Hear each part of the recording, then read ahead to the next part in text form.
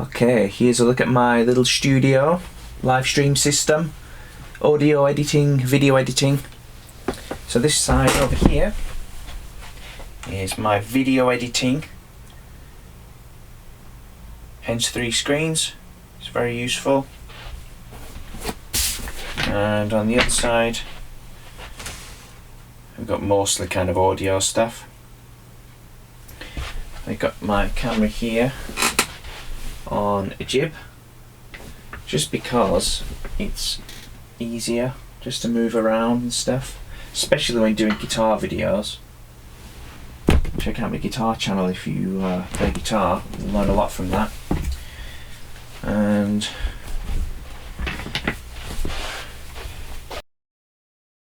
so I'm running 2 computers. I've got this laptop, which is a MacBook Pro, actually 2012 model. It's still quite a good spec. Let's see what we've got. It's an i7, 2.7 gig, 16 gig of RAM, and it's just got the NVIDIA GeForce GT650M, which has got a gig of memory. Good enough to run lots of programs that we need. And here we've got a bit of a more beefy system, hence I use this for video editing quite a lot. 32 gig of memory. It's an Intel Core i7 4 GHz. I'm running High Sierra on both of these computers. So it's quite important really what software you use, because it's going to determine whether it works well with the hardware or not. The biggest thing for me is being able to, let me turn this light on, there we go, it's a bit better, is being able to hear whatever I want to hear. So I've got my Genelec monitors there, which are pretty sweet.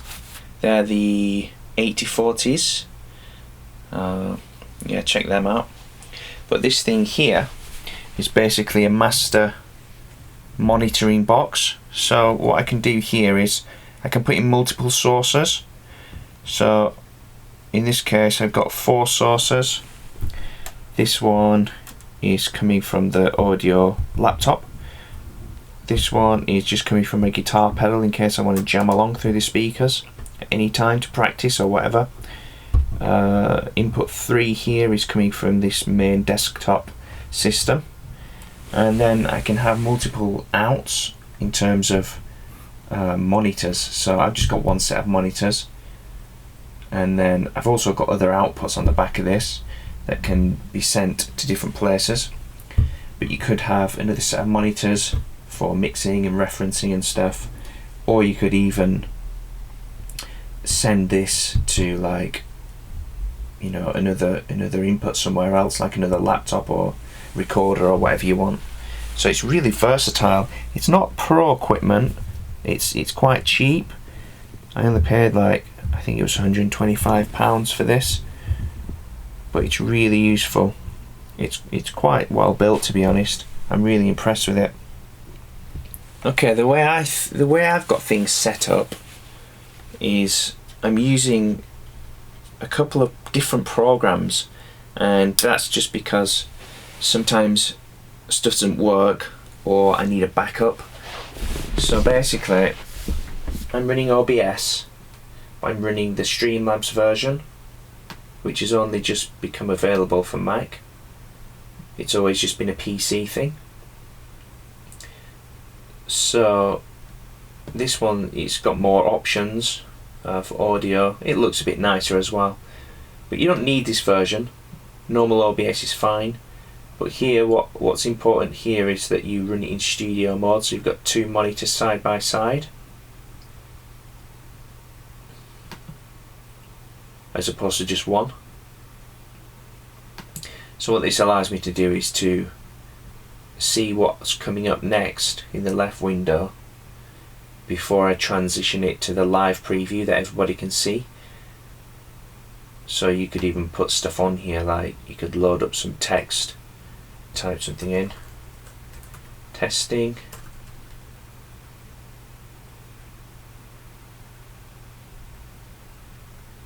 done, I can resize it by just dragging the box. So here, let's say that's what I want it to look like, then I press transition, boom, everybody sees it. So you can load up the different scenes in it and everything. So if I want to use my DSLR to live stream, in this case I've got this Canon 7D, and I'm filming here with the 70D, which is I think my favourite camera, just because I've used it a lot. I'm really used to it and it does what I need it to do. What you're going to need is something like this. It's like an encoder box, which is going to convert the signal from your camera into a readable version for your laptop or your computer. And these are about 130 quid, something like that. We had to pay a bit more actually, but this is HDMI. You get a better signal if you plugged into the SDI socket here, which this 7D has an SDI port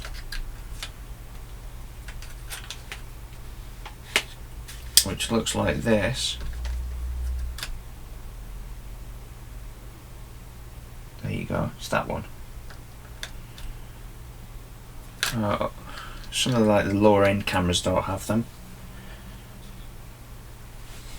but what it means is you're going to have a better quality signal basically. I've actually got mine mounted on this video head, which was cheap. I got that with a tripod, which was about 100 quid. I think I got it from China. They're just cheap, but they're actually quite good. So just allows me to get really smooth shots.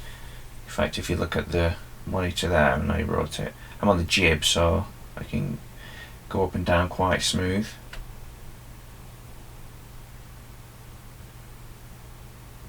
Etc, etc. Highly recommended. The Jib is oh, there we go, it's a Hague. There you go, Hague multi-jib I think it's called. It extends quite long. It's a bit big for indoors here, but it just helped me keep the floor tidy a little bit. And as I said, it's really good for my guitar videos when I want to get close up, so I just move camera angles around really quick. It's very useful rather than moving the tripod and readjusting the height and stuff. So if you don't have one of these boxes, mini recorder, or the other one is the Camlink 4K something something, I'll link it in the description. If you don't have one of them, you can still use your DSLR using a USB cable, and you've got to use a program like Ecamm Live. Now you get a 14-day trial with this, otherwise I think the cheapest one is $12 per month. But if you've got multiple email addresses, then you can trial it for longer until you decide if you really want to go for it or not. So this runs right with your webcam straight away. It's really easy. And that's the 70D, which is nice. It's got the flip out screen and you can touch it to autofocus wherever you want. And that's the guitar practice t-shirt in the background. Yep, get on the Facebook page, like and subscribe. So that's Ecamm Live, it just works. Some of the problems you might find with using Ecamm Live, and I've even had it with this box as well, with the Ultra Mini thing, is it drains your computer quite a lot. So if you've got a Mac, then it's going to get quite hot and the fans are going to come on, which is a bit annoying if you're recording audio. So yeah, that's a bit of a drawback. I've not found a complete solution to that yet with this kind of standard of camera anyway. With the higher end cameras, there's more options.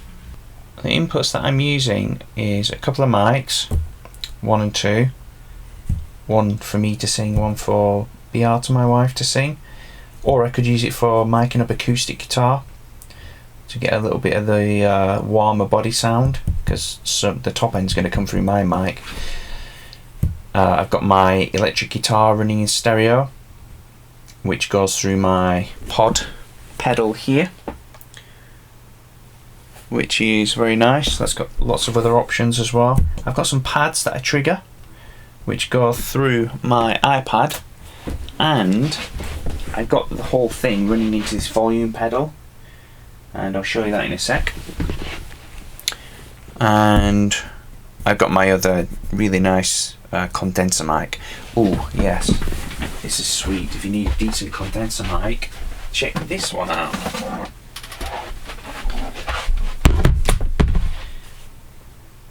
LEWIT. So this is a LEWIT 550. They sound really nice, and you get the shock mount with it as well. Very, very good quality, very good value for money. I paid, how much did I pay? I can't remember, maybe about 400. Might have been a little bit more, but it was quite cheap compared to buying the other more well-known brands, because LEWIT's been like an upcomer in the last like 5 years. So that running through this thing just sounds really, really sweet on bass guitar and electric guitar. So this, you do a bit of research on these, it's just basically a preamp, but it's by a company called BAE, and there's such a warm analog sound. Basically they do replicas of Neewer stuff. So yeah, there you go, just beautiful sound. So everything that I've got here is coming through the desk. This is not my desk, I borrowed this from church. This is a Allen Heath Q24, and I've got everything going into it, literally. And I've got monitor mixers, so I can have my own headphone feed, and I can have a separate feed just coming through the monitors, through the Genelecs, and I can even monitor the live feed. I can do everything basically that I need to do.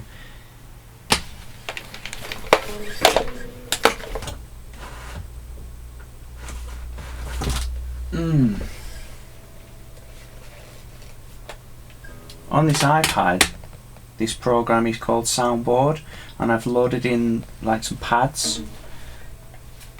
Let's have a quick listen.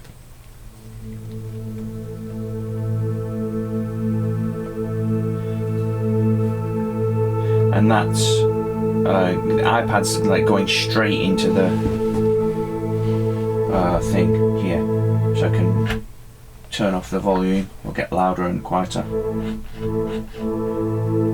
So this volume pedal's going straight into the desk, so that's pretty nice to have.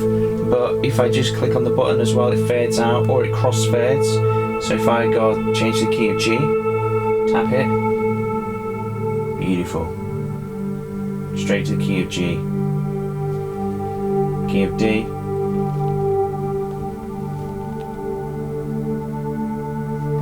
so with the guitar plugged in, I can just start jamming along. We're in the key of D.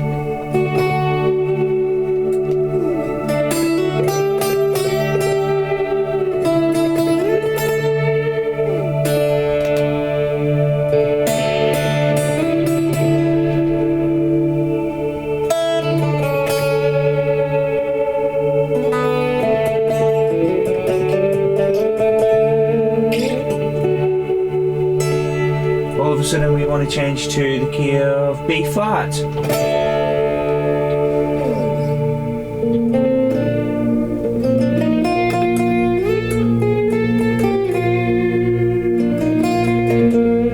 And then the key of F.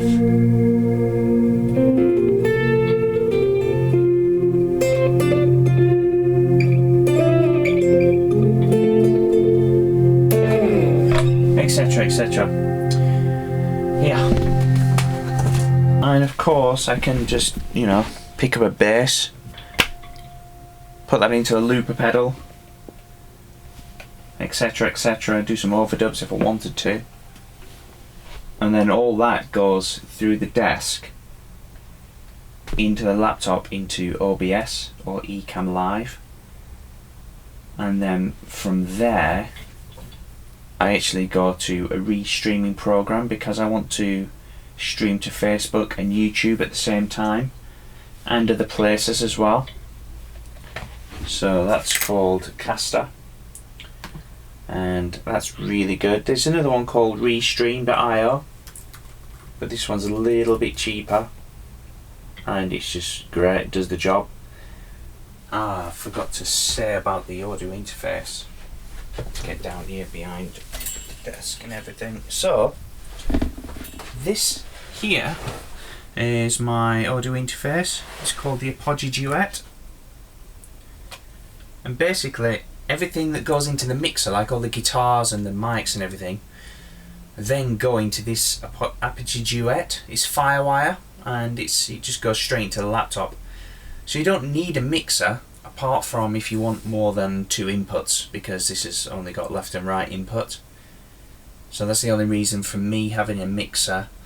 And also I want effects like compression, reverb and everything, which the mixer has got but the audio interface doesn't have. What you could do is you could just buy another audio interface that's got effects built in. Like a good one is, no, but that looks good. I think that might have effects built into it. That's an expensive one. Look, what? It's got 12 inputs. Nice. Oh, that's it. UAD, Universal Audio. Oh, it's expensive though. That's the thing I'm talking about. This thing, if you can afford it, it's really good because it's got effects and stuff, decent effects built into it. I think it might be waves. Yeah, you can put waves plugins into it. Otherwise, and how many inputs has this got? Yeah, it's just kind of the same as the Apogee Duet that I've got.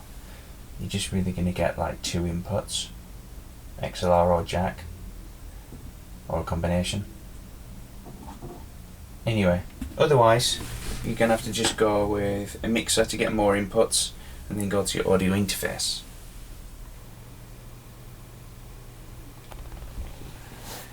For words we use this iPad 2 and we're running on Song, which looks like this. And this is an iPad 3 that runs the pads. So it's all kind of old stuff, but it does the job. I can also use OBS and Ecamm Live on the big setup here. Like everything is doubled from this laptop to the big computer, the desktop. But generally I just use one for backup, or I'll just run something different on. Like I might be recording, so I'll run Logic on this laptop because that's all set up with the Waves plugins and stuff like that. And I'll do mostly video edit on this one, but I can use OBS on this. I've just got the normal version on this, which is deciding not to load for some reason. Let's look at some of the stuff around the studio that I've got. These are pretty serious headphones, Sennheiser HD 650s, and I use these for mixing sometimes if I'm not using the monitors, and just for referencing against any other speakers. Really nice bass sound on these. I feel like they've got a little bit of a dip at 2.5k ish, or somewhere around there. It might be 3k, I'm not sure, but this kind of a dip. But they're good for checking stuff, and they're not cheap, although I did get them cheap second hand for about 200 quid. Yeah, well, this recorder that I'm recording audio on right now is the Zoom H4n Pro. I use this for shooting videos on location, stuff like that. It's very rugged. Quite impressed with it. What's that? I've got this. This is not mine. I borrowed this from my friend. But this basically, it's just a motorized fader. So I can do some mixing on it or assign these buttons to different stuff. I got this USB 3 hub, which is useful for just sticking in memory sticks, cards and stuff. And this is a good card reader. It's USB 3 and it's got a CF card reader for the big Canon CF cards, and micro and a normal SD slot. This was like £8, probably from China. Eek. This came, actually it was broke, so if you want to fix stuff that's broken, a lot of the time it's just dry solder joints. So what I did with this was I took all the plastic parts off and I put it in the oven at, I think it was 200 degrees Celsius for about 7 minutes, I think it was. And they do this with laptops and stuff. I've done it with some other electronics, and it just melts the solder and it makes the connections better. Lo and behold, it worked after I did that.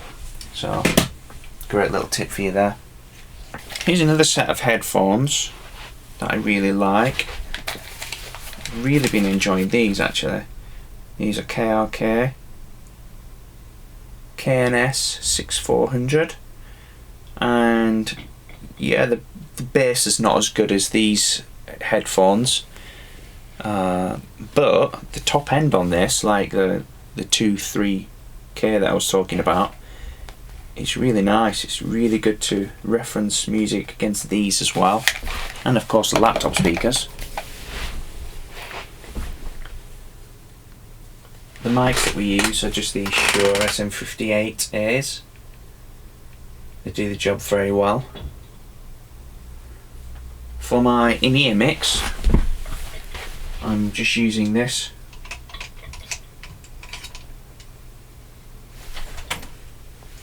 Whoops. Microphone stand is falling everywhere. Help! This is why you need an assistant in the studio. Okay. This is what is this? Fisher Price? No, it's not. It's Fisher amps, I think. Yeah, it's Fisher amps, but Behringer do them as well, and they're just passive, and it's a mono feed. Oh man, I can have stereo headphone mix by just getting the stereo version that's got 2 XLRs connected to it instead of 1. But that's fine, I'm not really that bothered, even though my guitar pedal, the delay is in stereo. Yeah, so all the big learning curve. This is update number 3. I've literally tried to make this better and better over the last 2 weeks, and it's getting there. It's really working. But I don't feel like I've perfected the video side of it just yet. I'm not that happy with the quality of the HDMI. I'm gonna have to try an SDI lead and see what that does. So I hope that's helpful. Leave any comments, any questions, and some tips would be awesome if you guys know how I can improve some of this stuff. I've got all the links to everything down below. See you soon, guys.